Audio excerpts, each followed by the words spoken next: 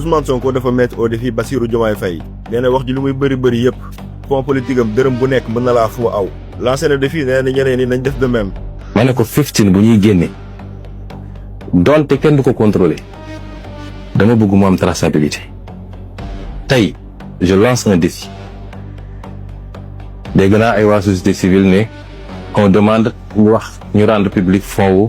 primature pourquoi commencé wuñ ci présidence de la République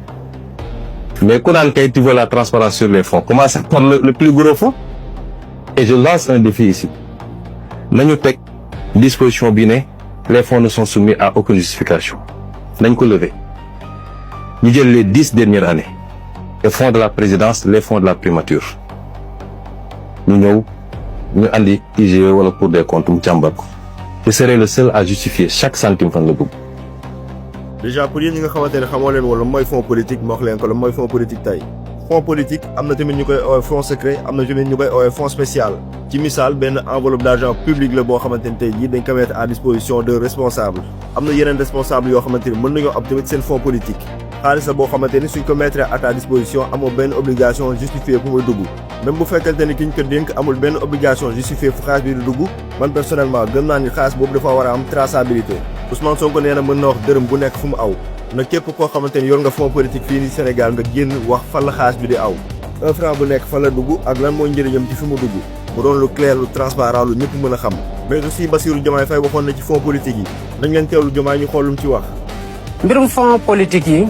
souvent dañ ci am analyse boo xam ne bu ñu leen waxoon li ci nekk yëpp xëy na sénégalais dinañ ci am beneen vision mais effectivement bu ñu waxee ne nii la mel kii lañ ko jox day am impression wu leneen mais dafa am loo xamante ne ci réew mënta ñàkk te foofu rek la mën a jóge réew day am soxla ay renseignement am fu mu war a jaar réew day soxla uti ay information yoo xamante ne da koy soxla am fu mu war a jaar réew dañ koy woo ci solidarité internationale par rapport ak dëkk ñuy dëndal te tey jii nii rek moo ci mujje mu am loo xamante ne war na ko doxale waaye ci biir réew mi fii li ma fiy jot ci yoo xamante ne ay sollicitation la kenn xamul nu mu toll mënuloo chaque fois nga ne mënuloo parce que ñi koy laaj fii mooy nekk seen dernier recours te loolu moo tax effectivement bu ñuy cëral dañu ne attention war nañoo teg loo xamante ne ci loxo njiital réew mi fond la pour mu mën a def intervention sociale mën a agir ci solidarité nationale loolu kese la service bés boo ko dindee pouvoir de redistribution boobu mooy deñ pouvoir d'action bi nga soxla pour le renseignement nga xam te ne mën na la éviter ay jéeya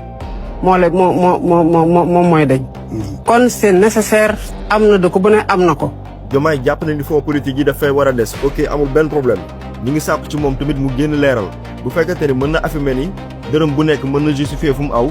naka def su ko defee ñu procéder aux vérifications su ko defee lépp leer ci bopp sénégalais yi benn ex premier ministre du Sénégal mi ngi tudd Aminata Touré mooy kii ngeen nekk di gis am na ci lu mu ci waxoon ay jamono Ousmane Sonko ba muy nekk ci opposition bi ne woon na fonds politique dafa xaraam dañ ko war a supprimer ñu ñëw au pouvoir ñu tuumaal ko ne ko dafa am ay fonds politique Ousmane Sonko weddi loolu ñu demaat ci kanam Ousmane Sonko affirmé ni dafa am fonds politique te wax na président ba sonn mu dindi ko président moom moo bañ.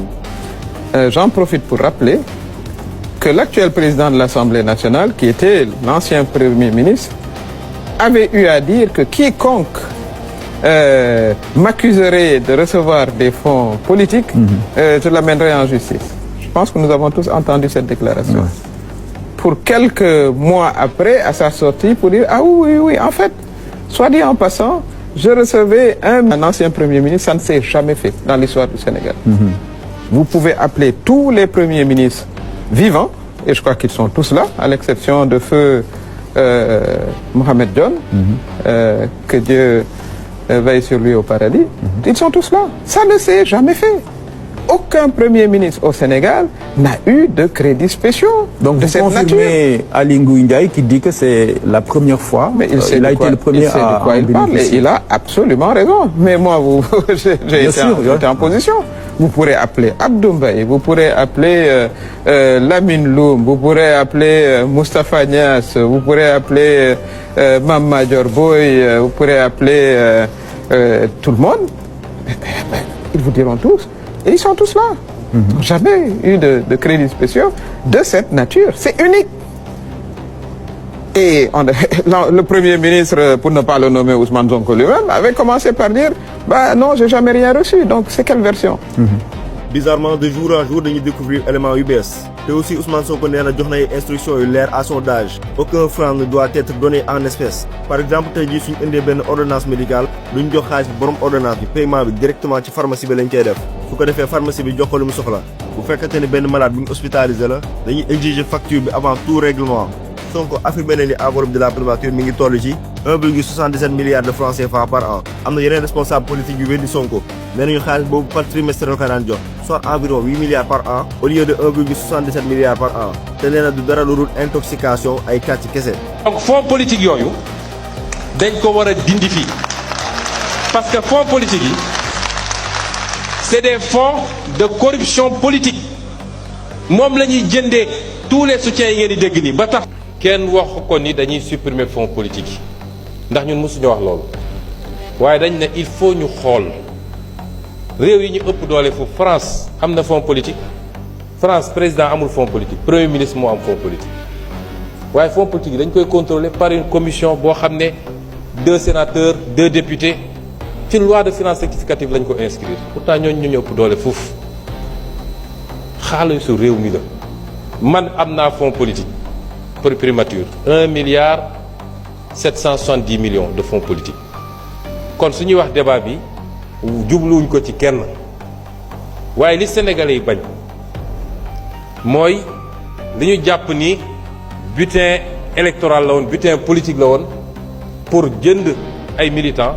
wala pour enrichir personnellement moo tax Sénégalais boo ko nee président 4 millions 800 lay fayeku heurté wu ko parce que jàpp na ni président am na leneen lu mu làq loo xam ne ëpp na loolu foofu boo ko nee premier ministre 4 millions lay fayeku mu ne la loolu amul solo ndax premier ministre am na leneen lu mu làq. discours Ousmane Sonko bu muy nekk opposition ak bu muy nekk au pouvoir dafa wute xëy na dafa dem ba ci biir gis ni fonds politique yi am na njëriñ dëgg-dëgg xëy na tamit loolu tax mu ne on n'a jamais dit au président qu'on va supprimer les fonds politiques mais qu'il faut contrôler leur utilisation. Aucun centime du peuple sénégalais ne doit être dépensé sans contrôle. ci gàttal dafa ne mësul ne président bu supprimer fonds politique yi waaye dafa bëgg dërëm bu nekk mu xam fu mu jëm loolu mi ngi ko wax le 22 mai 2026. selon yéen fonds politique yi dañ ko war a dindi wala waruñ ko dindi ndax Bassirou Diomaye Faye ak ñeneen ñi nga xamante ne yor nañ ay fonds politique dañoo war a génn justifié wu ou pas ndax Ousmane Sonko dafa doon wax fonds politique baaxul pour campagner ko wala dafa jàppoon ne looloo am dem ba ci biir gis ni fonds politique am na solo trop te la ne léegi nañ ko fi bàyyi ñu jéem a contrôler lu muy demee jugé wu ma tranché wu ma je ne fais que raconter les faits li fi jot a am laa nekk di wax di leen laaj yéen seen avis ci commentaire yi parce que intéressé na ma trop abonné leen ngeen like ngeen partagé ngeen dugg ci commentaire wax seen xalaat sëñ bi doon ba suba incha allah ci beneen vidéo bu bees avait eu à dire que quiconque m'accuserait de recevoir des fonds politiques je l'amènerai en justice. ma ne ko 15 bu ñuy génne donte kenn du ko contrôler dama bëgg mu am traçabilité. mbirum fonds politique yi souvent dañ ci am analyse boo xam ne bu ñu leen waxoon li ci nekk yépp xëy na sénégalais dinañ ci am beneen vision.